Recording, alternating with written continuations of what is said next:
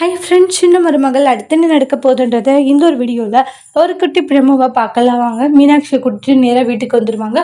ஏண்டி அதுக்குள்ளே எப்படி மீனாட்சியை கூட்டிகிட்டு வந்த அப்படின்னு சொல்லிட்டு அவங்களுடைய அம்மா கேட்குறாங்க.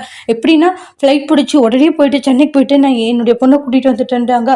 அவ்வளோ ரிஸ்க் எதுக்கு தமிழே எடுத்துன்றாங்க.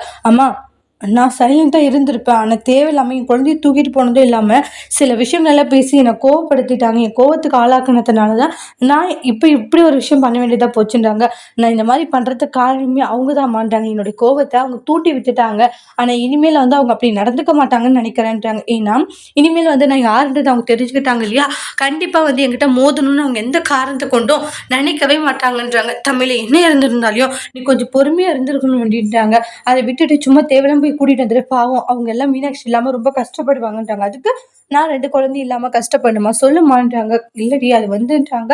அதுக்கப்புறம் அம்மாச்சி இருந்துட்டு அவ்வளோ ரிஸ்க் எடுத்து போய் குழந்தைய கூட்டிட்டு வந்தியா, வேற என்ன பண்றதுன்றாங்க. அதுக்கப்புறமா குழந்தை வந்துருச்சு, எனக்கு அது போதும்னு சொல்லி கொஞ்சிட்டு இருக்காங்க. இதெல்லாம் பார்க்கும்போது அம்மாச்சிக்கு ஒரு மாதிரி சங்கட்டமா இருக்கு.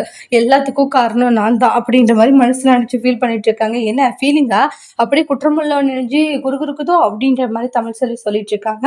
தப்பு பண்றதுக்கு முன்னாடி சில விஷயங்களை நீங்க யோசிச்சிருக்கணும் அம்மாச்சி. எதை பத்தியுமே யோசிக்கல.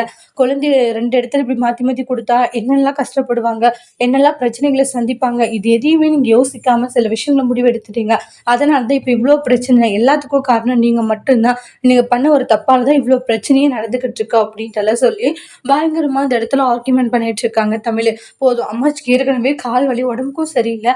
தேவையில்லாம பேசி பேசி இன்னும் அவங்கள உடம்பு முடியாத பண்ணிடாத அப்படின்ட்டு அவங்களுடைய அம்மா சொல்லிட்டு இருக்காங்க. எப்படிம்மா நான் பேசணும் போதே உங்களுக்கு உடம்பு சரியில்லாத போயிடுதான்ட்டு பாட்டி எந்த அளவுக்கு திட்டுமோ அந்த அளவுக்கு திட்டிகிட்டே இருப்பாங்க. அதே மாதிரி வந்து பாட்டி கேட்க கேட்க ஒரு மாதிரி மயக்கம் போட்டு விழுந்துருவாங்க. பயங்கரமா ஷாக் ஆகுறாங்க எல்லாம். அதோட இந்த ப்ரமோ முடிச்சிருக்காங்க. தேங்க்யூ.